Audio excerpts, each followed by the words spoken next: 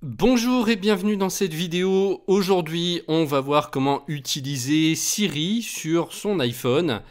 Alors, pour ceux qui ne sauraient pas, Siri, c'est l'assistant vocal d'Apple, donc de tout l'écosystème d'Apple, c'est-à-dire qu'on peut l'utiliser aussi bien sur un iPhone qu'un iPad, qu'une Apple Watch, que votre ordinateur Mac, ou même encore un HomePod. Un HomePod, c'est la petite enceinte que vous mettez chez vous et qui va donc jouer le rôle d'assistant vocal. Donc c'est équivalent à Alexa chez Amazon, à Google Home pour Google, et souvent on ne l'utilise pas à fond parce que les gens en ont entendu parler ou ils l'ont un petit peu utilisé, mais ils ne savent pas qu'on peut lui demander toutes sortes de choses. Et moi en fait je l'utilise tous les jours au quotidien, surtout pour marquer toutes les tâches que j'ai à faire, pour ne rien oublier. Donc je ne saisis même plus au clavier les tâches que j'ai à faire. Par exemple, vous pouvez vous servir de l'application Rappel pour gérer vos tâches. Bien, moi je parle directement à Siri et il me les écrit, ça va beaucoup plus vite et on n'a pas besoin d'avoir son iPhone sur soi. Il suffira qu'il soit à proximité et comme il est sensible, il va écouter notre voix et tout de suite marquer ce qu'on lui demande. Alors je l'utilise aussi beaucoup pour les minuteries. C'est très très utile, notamment quand on fait la cuisine. En plus, il superpose les minuteries, c'est-à-dire qu'on peut en déclencher plusieurs à la fois.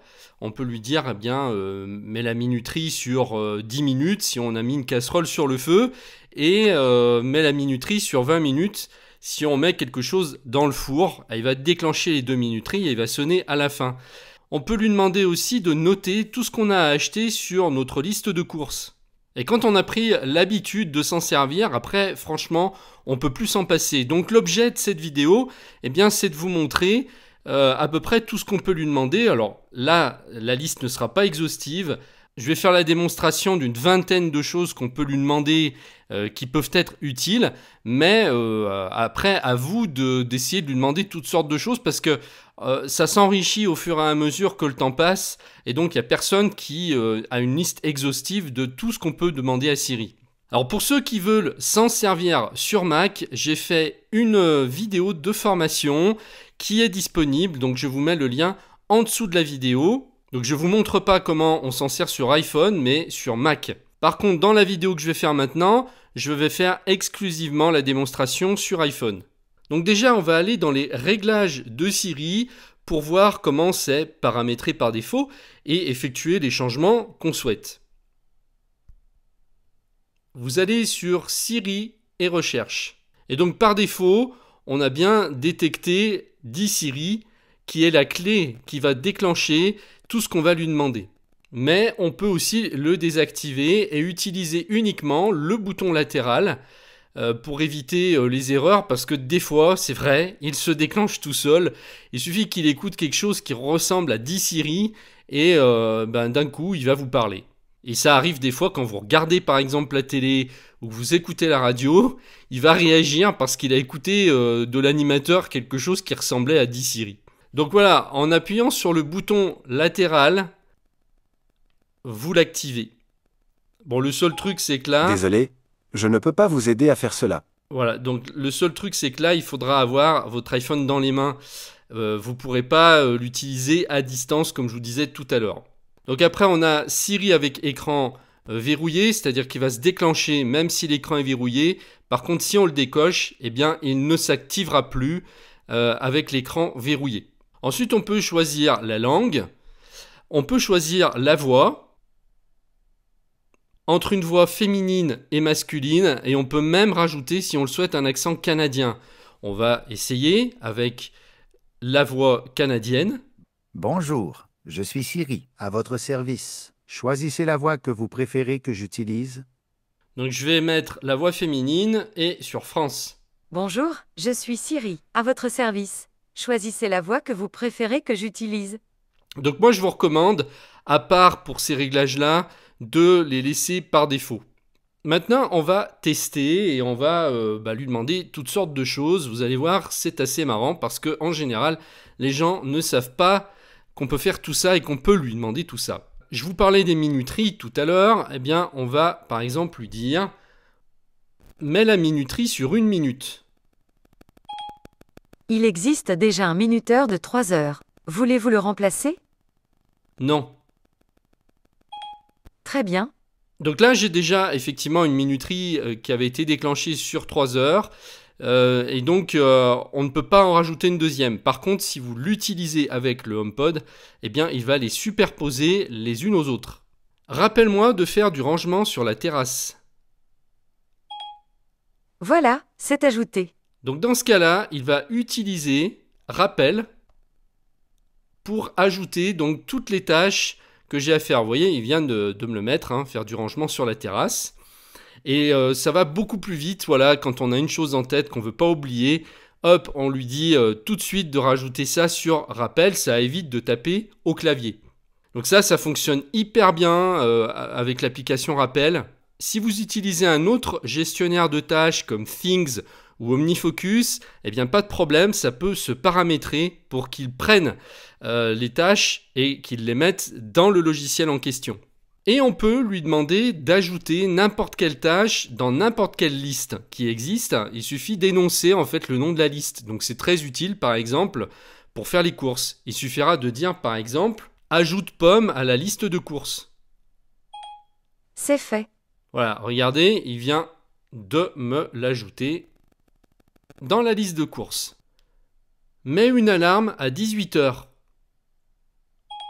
J'ai réglé votre alarme pour 18 heures.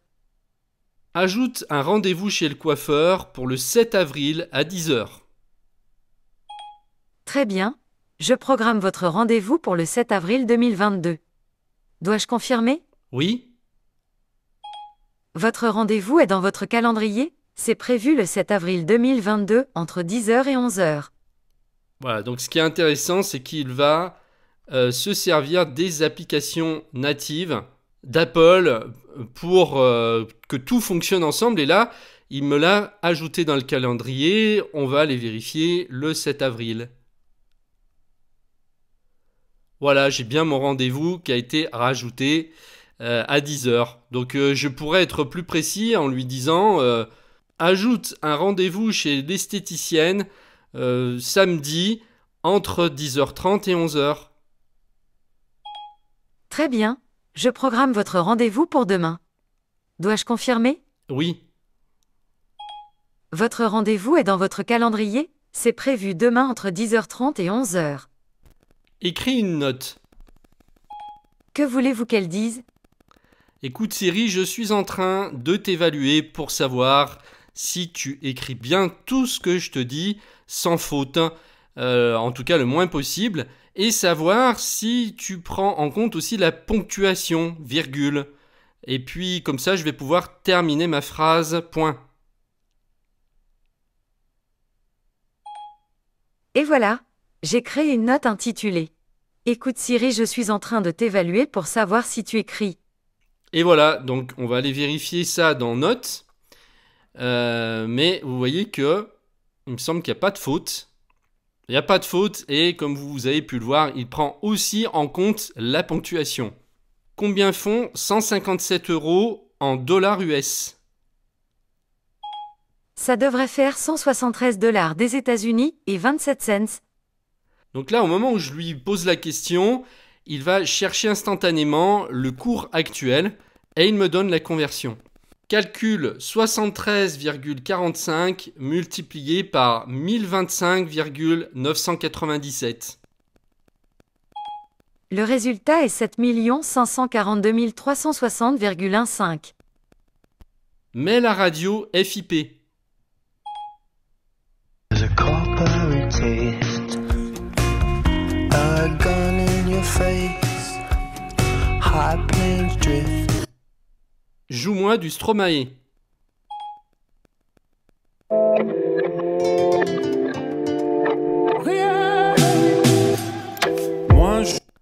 Quand je lui demande le nom de l'artiste, il va choisir aléatoirement n'importe quel titre. Par contre, je peux être beaucoup plus précis en lui demandant de me jouer un titre, comme par exemple « Joue-moi les Flamandes de Jacques Brel ».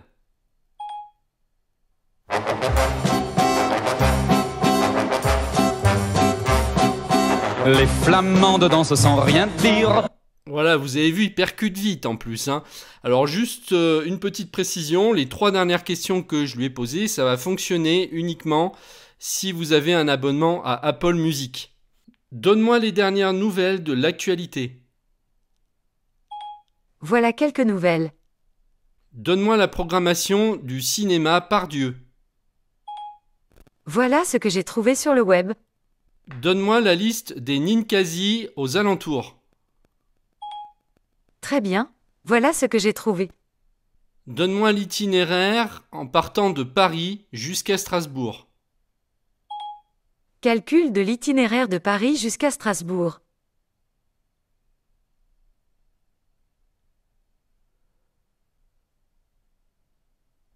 Voilà, donc là, il utilise plan pour nous donner n'importe quel itinéraire qu'on lui demande et ensuite on va pouvoir transformer ça en GPS. Donc il suffit de sélectionner l'itinéraire ensuite celui qu'on veut puisqu'il nous en propose plusieurs avec péage, sans péage, avec des durées différentes.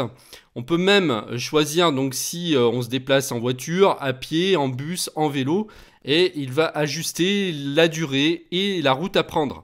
Donc là, on va prendre le premier, ok, et il se transforme en GPS. Vous n'avez plus qu'à le poser sur le tableau de bord de votre voiture et c'est parti. Quelle est la capitale du Groenland? Nu est la capitale de Groenland.